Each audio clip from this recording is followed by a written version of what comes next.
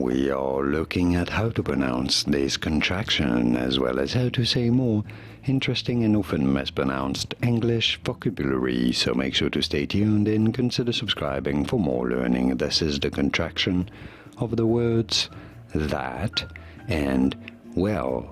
So talking about something that will happen in the future. How do you say it? In British English, this is normally said as that'll, that'll. In American English, however, it is normally pronounced as that'll, that'll, as in that'll do, or that'll be it, or in British English, that'll do, or that'll be it. And now you know. Here are more videos on how to pronounce more interesting words and names whose pronunciations aren't always obvious. I'll see you there to learn more. Thanks for watching.